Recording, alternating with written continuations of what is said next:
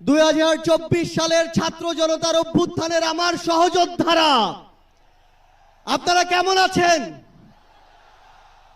আমার সামনে আজ এই ইসলামী আন্দোলন বাংলাদেশের মহাসমাবেশে যে লক্ষ ছাত্র জনতার উপস্থিতি, তারাই ছিল আমাদের জুলাই অভ্যুত্থানের অন্যতম সহযোদ্ধা। কে কি বলল সেটাতে আপনাদের আমাদের কিছু আসে যায় না।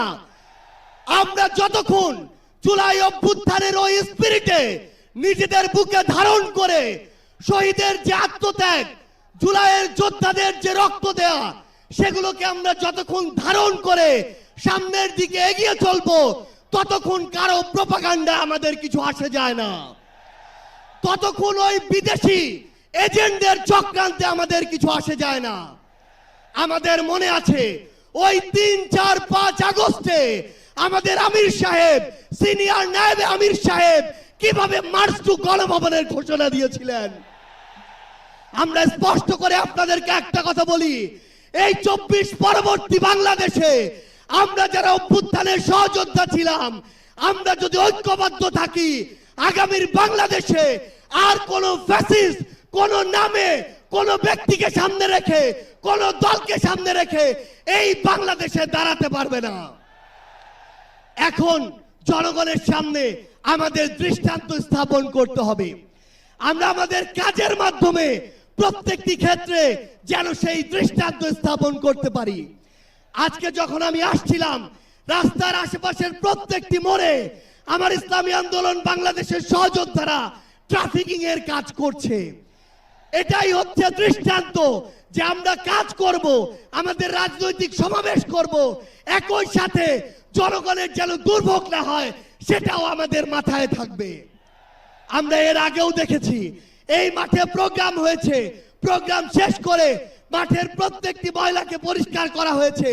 এটাই হচ্ছে আগামীর বাংলাদেশের দৃষ্টান্ত যে আমাদের যারা সাময়িক যদি কোনো সমস্যা হয়, আমরা আবার ঐক্যবদ্ধভাবে সেই সমস্যার সমাধান করব। একটা জিনিস মনে রাখতে হবে, এই অভ্যুত্থানে আপনারা যখন ঢাকার গুরুত্বপূর্ণ পয়েন্টগুলো থেকে শুরু করে দেশের বিভিন্ন রণক্ষেত্রে অংশগ্রহণ করেছেন, আপনাদেরকে পাঞ্জাবি পায়জামা টুপি দেখে টার্গেট কিলিং করা হয়েছে।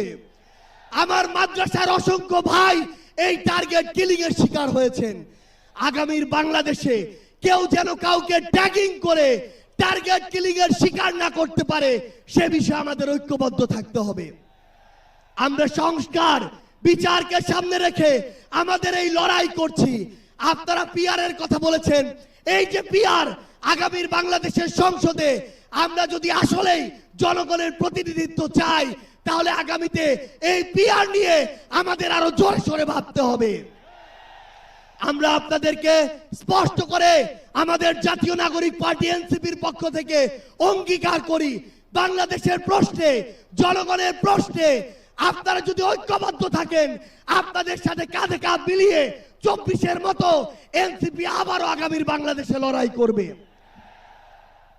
আমাদের এই বাংলাদেশের 24-এর অভ্যুত্থানের স্পিরিটের প্রশ্নে, ওই খুনিদের বিচারের প্রশ্নে, রাষ্ট্রের সংস্কারের প্রশ্নে আমরা ঐক্যবদ্ধভাবে এগিয়ে যাব। আমরা যতদিন ঐক্যবদ্ধ থাকব, ততদিন এই বাংলাদেশে আর কোনো হাসিনা মাথা উঁচু করে দাঁড়াতে পারবে না। ইনশাআল্লাহ আপনাদের সাথে আমাদের আবারও দেখা হবে রাজপথের লড়াইয়ে অথবা বিজয়ে। ততদিন পর্যন্ত সত্যের সাথে থাকবেন, ন্যায়ের সাথে থাকবেন। যত বড় খুনি, যত বড় সাহসী, যত বড় নেতাই ফ্যাসিস্ট হয়ে ওঠার চেষ্টা করুক না কেন, আমরা ঐক্যবদ্ধভাবে তাদেরকে প্রতিহত করব ইনশাআল্লাহ। ইনকিলাব জিন্দাবাদ।